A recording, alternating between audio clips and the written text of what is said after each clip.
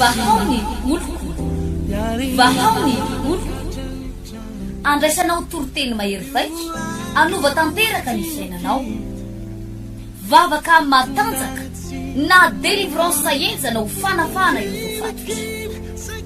ahitanao ireo fijorona vavolombelona maro no ny asa mahagaga nataonandriamanitra vahaony oloko vahaony oloko nandeha tantety tsy mba asa Nanisik ampunya panai aminiran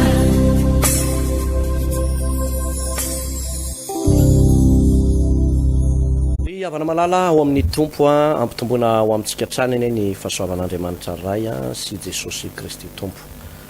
manonona ny fiadanan'Andriamanitra feno atsika mianakavy ato anatin'ny tokantrano ity zay mampandroso ny tenanay amin'izao maraina na hariva zay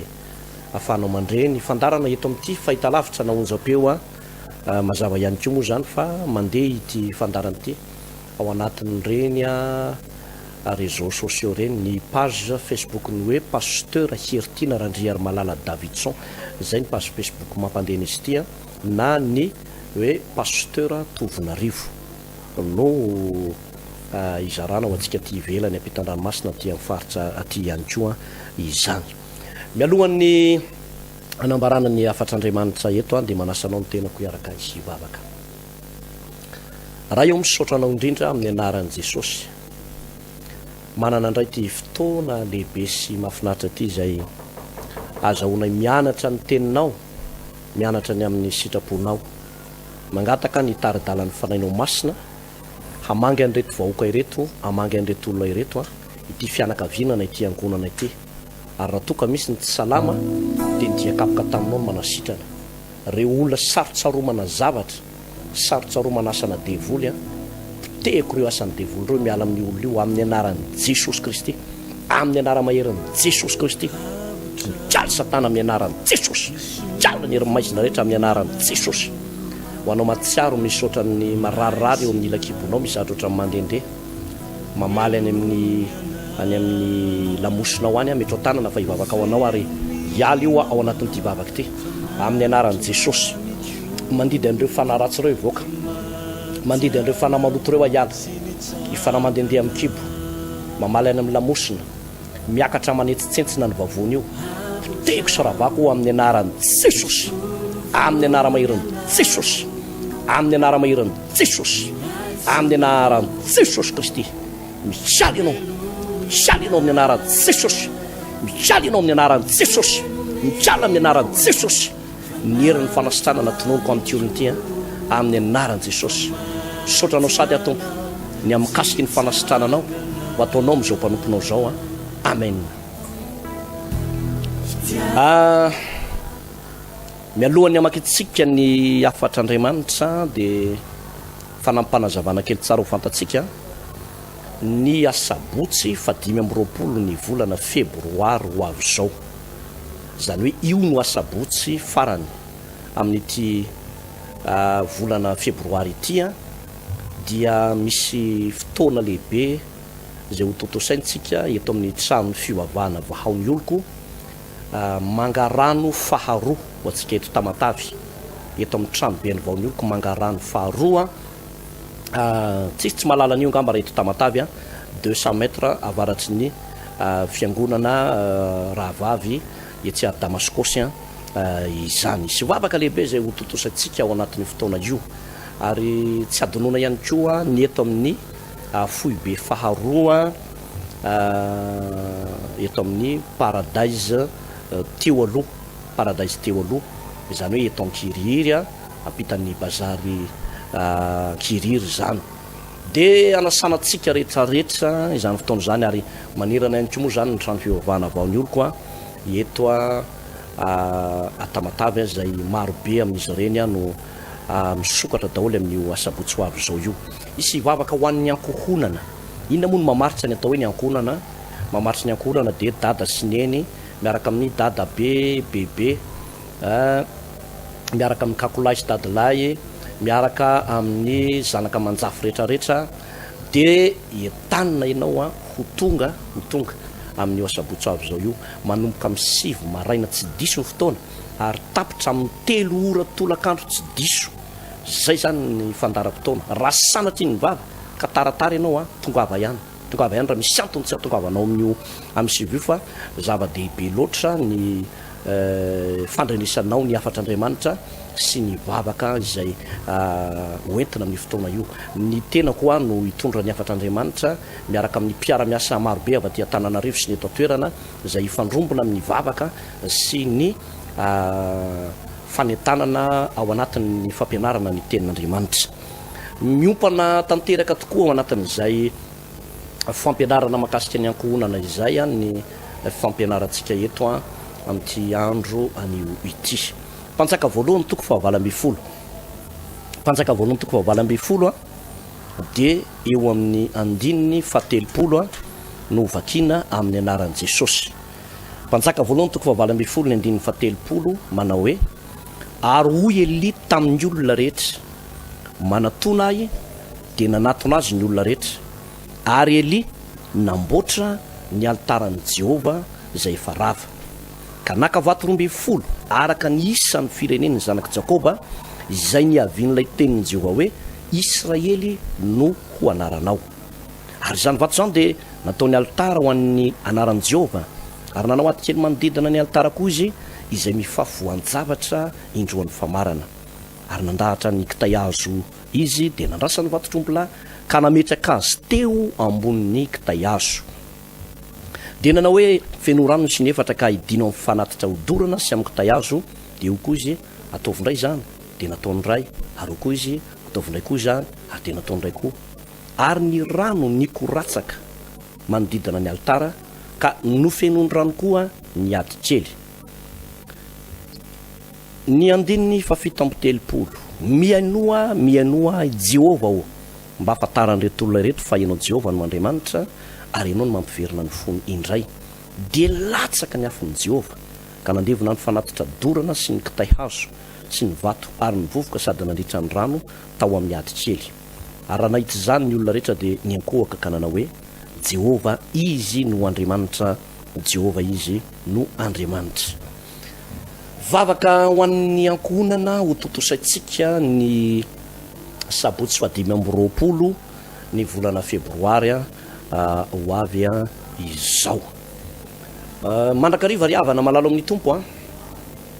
dia misy mpivady be lehibe na dia tokantrano kristianina na mivavaka na tsy mivavaka somary mandalondalo fikorontanana, mandalo ady, mandalo tsy fahombiazana, potitra ilay voady masina natao teo ambony pilipitra hoe lamban'akoho ka faty no isarahana. Zay zao voady anankiray. Fa misy ndray manao voady manao hoe ny anay a tsy lamban'akoho zany fa miaraka izay eto ambonin'ny tany maty zay dia tonga dia miaraka any an-danitra ihany koa. Voady zany a nefa raha manao fanamariantsika dia indrisy fa be dia be ny olona ny voady tahaka an'izany fa rava ihany taty aoriana, potitra ihany taty aoriana. Misy tokantrano marobe manao fandraharana ara-toekarena, mivarotra, manao business maro isan-karazany dia nambinina tao anatin'ny 7 taona, 20 taona, 9 taona, 10 taona fa indrisy fa potitra tena potitra amin'izao fotoana izao. Voatsela no niaonako tamina vehivavy anankiray nanana ny maizy azy zany vehivavy zany, tena nanana ny maizy azy, nanana piasa marobe tao anatin'ny tokantranony, ny fankatizy mivady nao anton'le hoe resaka collecteur itony zany ny asa natao zany hoe mpanangom-bokatra tany amin'ireny toerana maro isan-karazany ireny, manangona vary, manangona voamaina sy ny maro samihafa. Dia nambinina na vita trano be mirentirety anankitelo amin'le tena manara-penitra ireny ao Antananarivo, manana camion be dia be tamin'izany fotoana izany. Fa taty aoriana dia nanantona ilay ramatoa dia milaza izy manao hoe potitra pastera ny tokantrano, rava ny fananana, tsy mino angamba ianao raha ilazako fa zany olona zany lasa mitsipotsipona kely 5 000 sy 10 000 francs nefa ny lalao amina miliara. zany ry havana ny vokatry ny atao hoe asana devoly rehefa tafiditra ao anatin'ny fiainany olona anankiray, tafiditra ao anatin'ny fiaina tokantrano anankiray ny devoly dia manapotika. Misy be dehibe no tsy mahalala an'ilay hoe avy aiza ny sorsa ny fampitehana, avy aiza ny sorsa ny faravan'ny tokantranoko, na sorsa ny faravan'ny ty fiainam-pianakaviako ty, na miteraka tsy fahombiazana ato anatin'ity ankohonako ty. Misy tsy mahalala an'izany sorsa zany, ary noho ny tsy fahafantarana an'izay sorsa izay dia arak'izay teniko aminao zay hoe be dehibe ny rava fananana. Raha mijerytsika ity mpanjaka voalohany toko fahavalo folo ty dia fanjakan'ny Israely ny resaka eto. Eli no mpaminany tamin'izany fotoana izany. Ity fanjakan'ny Israely ity izay nanana ny renivohitra tao a Samaria tamin'ny fotoanandro dia niara ny fahatezeran'Andriamanitra, niara ny fahatezeran'Andriamanitra. Inona nga no nahatonga an'izany? Ny nahatonga an'izany dia tsotra be satria ilay mpitarika raisitsika zany hoe dada Iaba, i Jezebela no reny. Fantatsika loatra ny tantaran'izany atao hoe Iaba sy Jezebela izany. Raha ny marina Iaba dia mba nisy kely fatahorana n'Andriamanitra ihany tao aminy, satria nisy fotoana io lehilahy io ny fadisianina, ary efa ny fadisianina izy dia mba hitan'Andriamanitra ihany zay fanetretenan'izay, dia mba nanindra fo taminy ihany Andriamanitra. Fa ny vadiny atao hoe Jezebela, raha mamakitsika ny bokin'ny apokalipsy ny tantaran'ny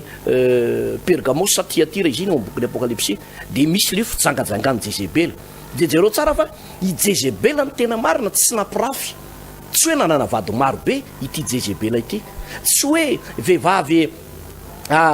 mpamono vady loatra ity Jezebela ity, na mpijangajanga be arabaky teny ity Jezebela ity, tsy zay loatra, tsy de nanao fahavetavetana loatra hoe manitsakitsy vady loatra Jezebela. Fa naninona izy no lazain'ny baiboly hoe nisy fanahany Jezebela, fanahany fijangajangana tao amin'ny Jezebela? Tsotra ny antony teo amin'ilay fomba fitondrana ny tokantrano, lay rafitry le tokantrano, lay rafitry le fiainana teo amin'ny fiarahamonina sy tao anatin'ny firenena ray manontolo mihitsy no nahatonga anazy hoe nisy fanampijangajangana. No taony anompo sampy ny vadiny,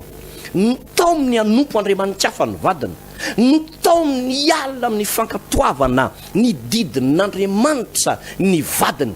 Ary izy zareo no mpitarika firenena tamin'izany fotoana izany dia vokatry ilay atao hoe atsoina meo-pampana izay nataon'izy mivady, dia nisy fiatraikany ratsy be teo amin'ilay firenena iray manontolo izany zavatra izany. Ary dia fantatsika tsara inona ny zavatra nitranga tamin'ny andron'ny Eli mpaminany vokatry io fahotany Jezebela sy Aba io, zany hoe vokatry ny fahotan'le ray aman-dreny, le ray aman-dreny mpitarika. Dia niantona telo taona sy enim-bolana ny andro,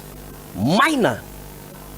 ny tsena, tsisy ny tsena, tsisy ny rano, tsy nisy sakafo, ny ao pampana ny fahantsana, tafiditra ny asan'ny devoly, narary ny ankizy, potika ny fiainam-pirenena, vokatry ny fanompo-tsampy, ary tsy hoe vokatry ny fanompo-tsampy ihany, fa raha tena mandalina tsara ny baiboly ianao dia vokatry izay nataony Iaba sy Jezebela izay dia nialina tamin'Andriamanitra ny fonony ankohonany, ny fon'ilay firenena ray manontolo, ny fon'ilay vahoaka ray manontolo, niala tamin'Andriamanitra. Ary efa niala tamin'Andriamanitra, tsika ne malala tsara ny teny manao hoe fa raha misaraka amiko kosa ianareo dia tsy mahay manao na inona. Tandremo tsara ry havana, ndrandray hoe mety hoe manam-pahaizana ianao na nisy zavatra nataonao dia mba nety, nataoko hoe notahian'Andriamanitra mihitsy, dia taty aoriana ohatra somary nanadino an'Andriamanitra dia niala tsikelikely tamin'Andriamanitra, ary rehefa niala tsikelikely tamin'Andriamanitra dia tsy mahay manao na inona ianao raha misaraka amin'Andriamanitra. Tsisy neninona vitanao zany, tsisy neninona vitantsika izany tompoko raha to ka misaraka amin'Andriamanitra tsika, tsisy neninona vitantsika raha to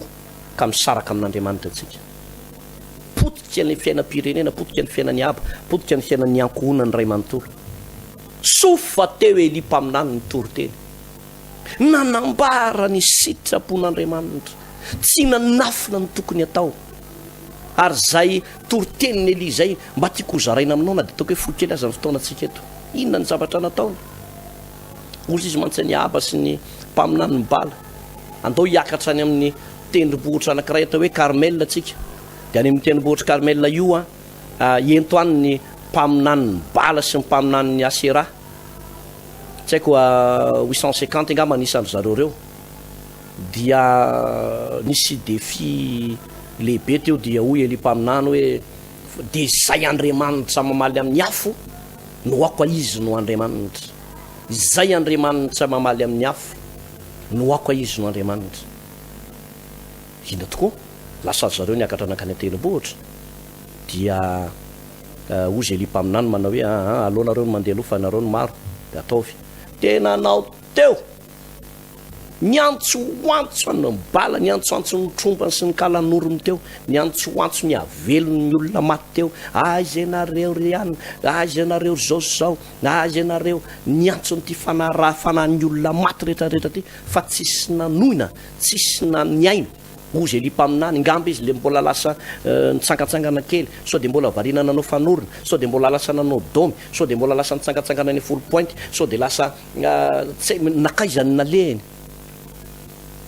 Antso ihany izy fa Andriamanitra antso fa ndreo de mamaly ihany kanto tsy namaly. Satria tsy Andriamanitra ny vato amakaso, satria tsy Andriamanitra ny tromba, satria tsy Andriamanitra ny fampotsampy, satria tsy Andriamanitra ivody azo zay tompona io, satria tsy Andriamanitra io zazavavin-drano ao anatin'ny ranomasin'ireo, satria tsy Andriamanitra io Andriamanitra ivavahany olona eo amin'ny doany io, fa ray no Andriamanitra de Jehovah Andriamanitra parilanitra sy ny tany. Rehefa tsy nisy afo latsaka de hoy Eli mpaminany manatona aty anaovako azy. Avy manatona de nasaina nanatona. Rehefa nanatona inona ny fietsika voalohany nataony Eli mpaminany ry havana zay tokony ataotsika. Eli mpaminany tsy avy hatrany de niteny manao hoe arotsay ny afo Andriamanitra, arotsay ny afo, aoka irotsaka ny afo, aoka irotsaka ny afo. Tsisy ny afo nirotsaka teo raha izay foana ny vavaka nataony teo. Arotsay ny afo. Fa ny zavatra voalohany nataony Eli de nanamboatra ny altara zay farava ka naka ny vato 12 araka nisan'ny fireneny zanaka Jakoba zay niavian'ilay teniny avy amin'ny Jehovah hoe Israely no anaranao. Namboarina lo ilay altara efarava. Inona moa ny hevitra zany teny zany? Ny altara ny rano marina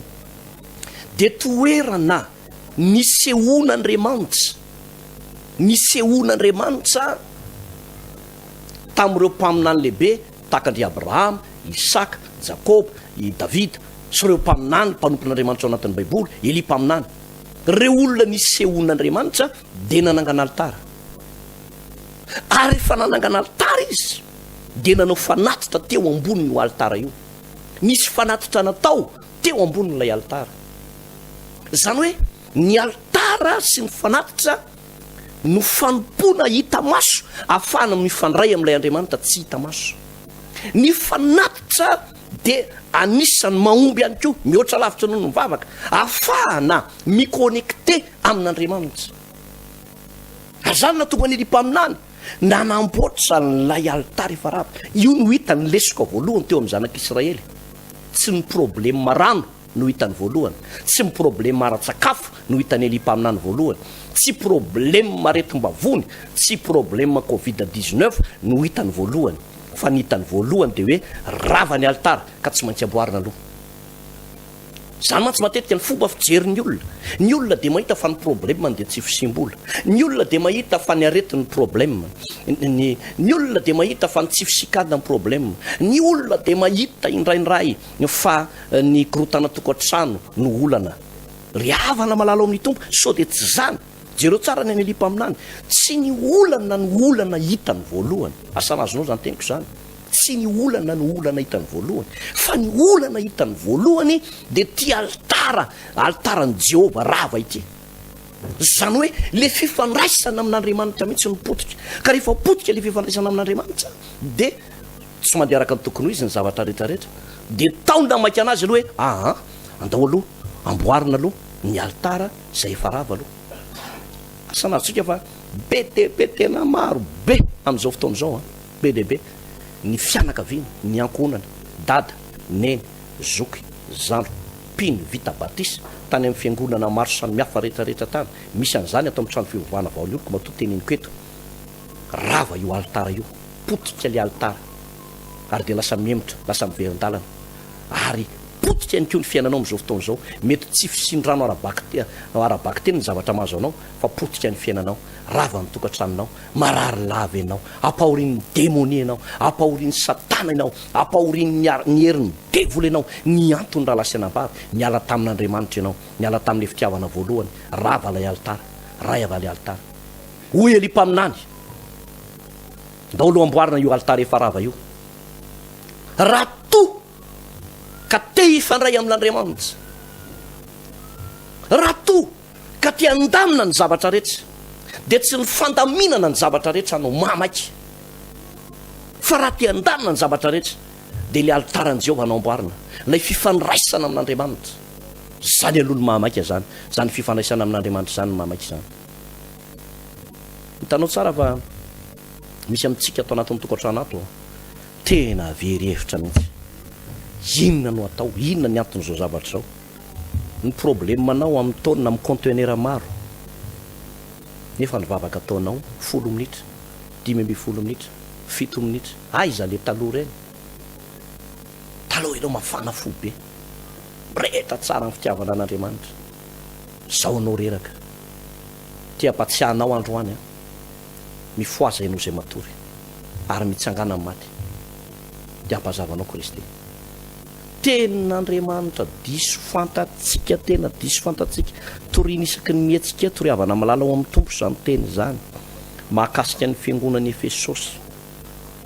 ozy izy amin'ny tenin'Andriamanitra satria ianao efa niala tamin'ny fitiavanao voalohany ka tsarovy zay nitoeranao fony tsy mbola lafo dia mibeba ka manaova ny asa voalohany fa ratsy zany dia ho avy aminao a ka anaisotra na hamindra ny fanaovan-jironao hiala amin'ny fitoerany ratsy mibebaka ianao Andriamanitra no teny zany teny zany zany hoe raha misy mpanompon'Andriamanitra anankiray ka manomboka ohatra ny ala tamin'ny fitiavana voalohany io nefa ohatra ny tsy taitra akory a dia hoe soron'Andriamanitra ny fanaovan-jiro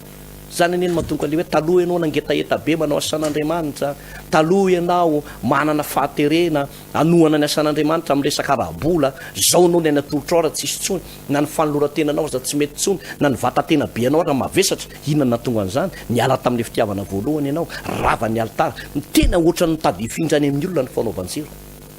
mitady hifindrany amin'ny olona ny fanaovan-jiro raha mandre an'ity toriteny ity na ty afatra ty ianao a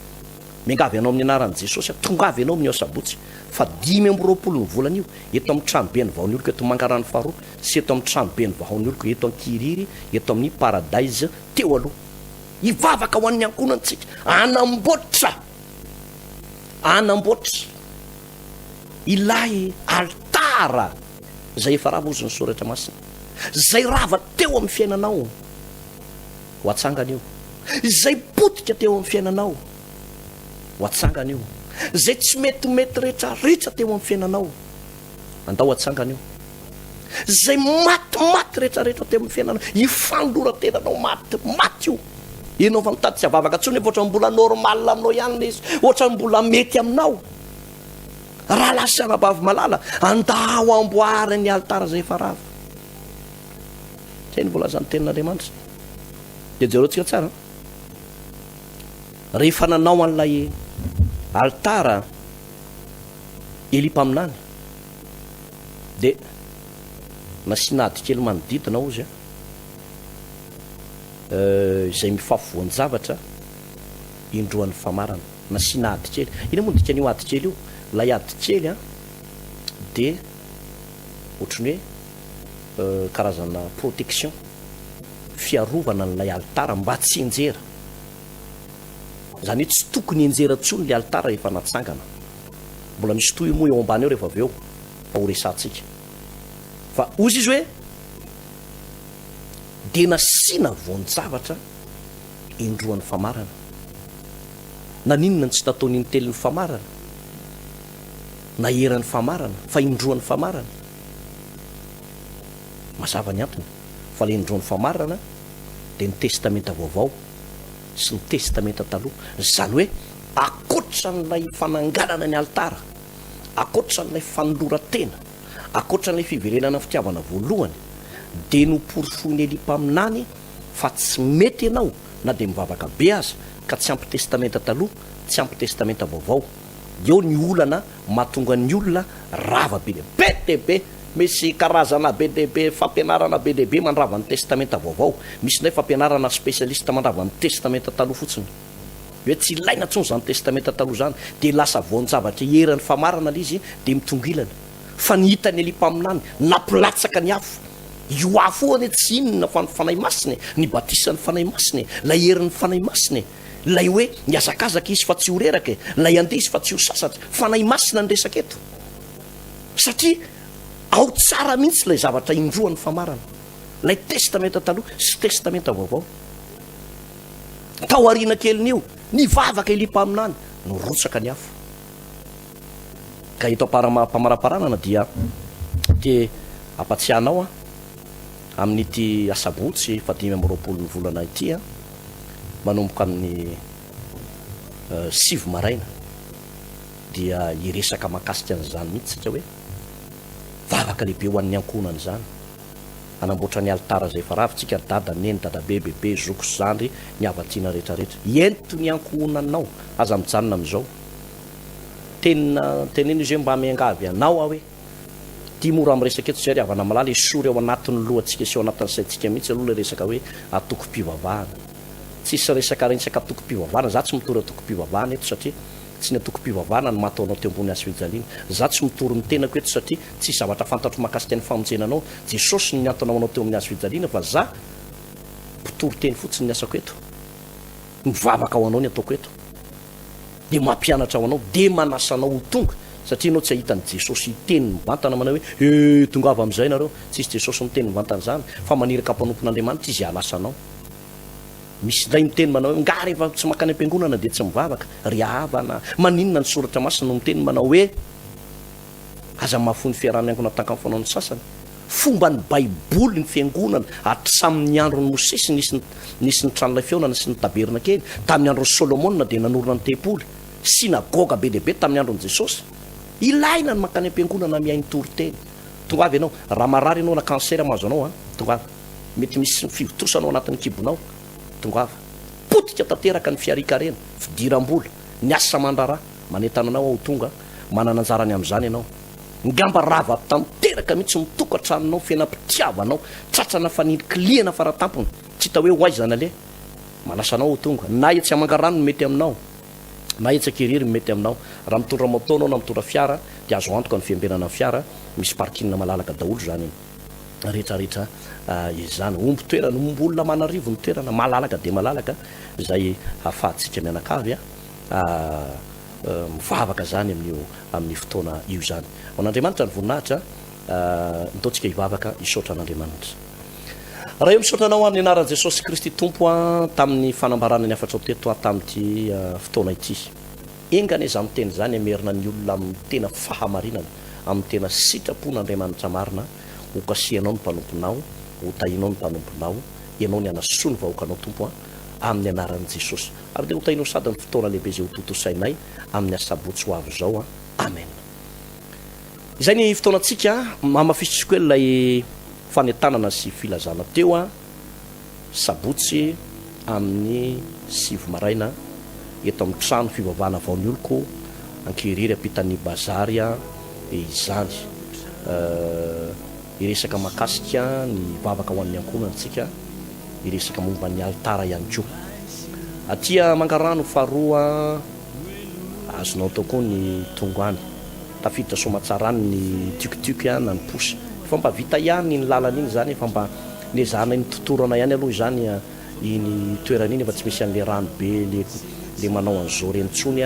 fa mba vita tsara ihany ny lalana iny tonga ny moto tsara, ny fiara, ny tukutuky, ny cycloposy de tonga somatsara itia mangarano ihany koa zany, de aza misalasala esory mihitsy hoe tsy fiangonana io na mety aminavy eny makany tena mety aminao ny ho tonga any ary zay no anasananao eto samy ho tain'Andriamanitra veloma re tompoko. Vahaony oloko andraisanao toriteny mahery vaika, anova tanteraka ny fiainanao, vavaka matanjaka na délivrance enjana ho fanafana io fatotra, ahitanao ireo fijorona vavolombelona mafy no ny asa mahagaga nataon'andriamanitra. vahao ny olo, vahao ny olo, nandeha tantely izy mba asitrana.